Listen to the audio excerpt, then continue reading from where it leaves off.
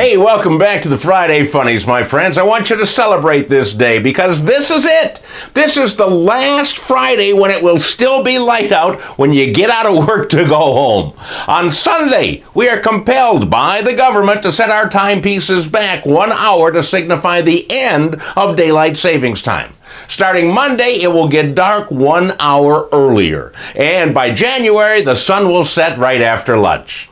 This system sucks, and I plan to do something about it.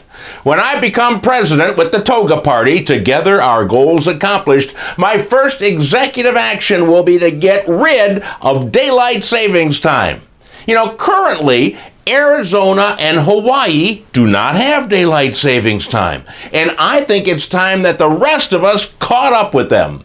DST will be DOA upon my arrival, and we'll never have to worry about getting our body clocks screwed up again. And the people in charge of the time, I don't know who they are, but they tell us we have to turn our clocks back precisely at 2 a.m. on Sunday morning. Fortunately, I'm up at 2 a.m. to go to the bathroom, so it's not a problem for me. But what about the rest of you? Until I get elected, #Dale for president, I plan to protest daylight savings time. I will not be turning my clocks back this weekend. Instead, I will be turning them ahead 23 hours. There you go. Take that, you time terrorists. Now, I ask you to invest a little bit of your time to get some laughs with the Friday Funnies.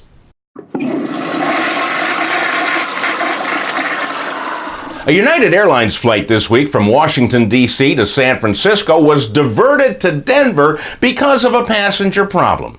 Now, it wasn't an emergency or a medical emergency. It was more of an embarrassing predicament. A woman on the plane went to use the bathroom, and somehow she got trapped inside. She locked the door. When she went to get out, the lock was broken, and she couldn't get out. So she's pounding on the door, and the flight attendants tried to free her with no avail, so she just sat on the pot for an hour until the plane landed. When the plane finally touched ground, they called people on. They got the door open. When she was freed, the rest of the passengers greeted her with cheers and applause, and a couple were even dancing in the aisle. Of course, those were the people who have been waiting for an hour to get in the bathroom. There was no competition for this week's Dumbass of the Week. In Lincoln, Nebraska, a man walked into a bank, said he wanted to open up an account. The teller said, "How much would you like to put in the account?" And the man produced a $1 million bill.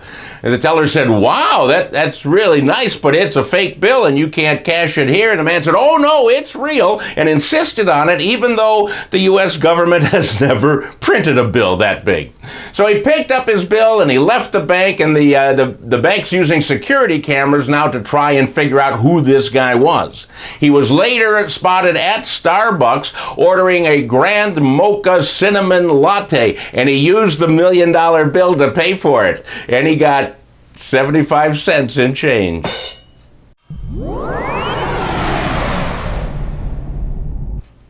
Parking costs have gotten out of control, especially in big cities. It's not uncommon to pay $50 to park when you go to a sporting event or a concert. But that apparently is a real bargain compared to the prices in Hong Kong. In Hong Kong, a parking space at the 79-story office building known as the Center sold this week for $969,000. I mean, that's for one spot. I don't even know if it's close to the elevator. It's the most expensive parking space ever sold in Hong Kong, even though there have been others in that six-figure neighborhood. The most expensive parking place in Chicago costs $550 a month, or $6,600 per year. But when you add in all of the taxes, that comes to about $900,000, making Hong Kong look like quite the bargain. Of course, here, you could pay for it with $1 million bill and even get change back. Hey, my friends, that's it for this week. Please pass these along to others. Please like us wherever however you're watching this, and let's try and spread the Friday Funnies as far as we can. Other than that, I'm going to go eat all the candy left over from yesterday, and I'll see you back here next Friday.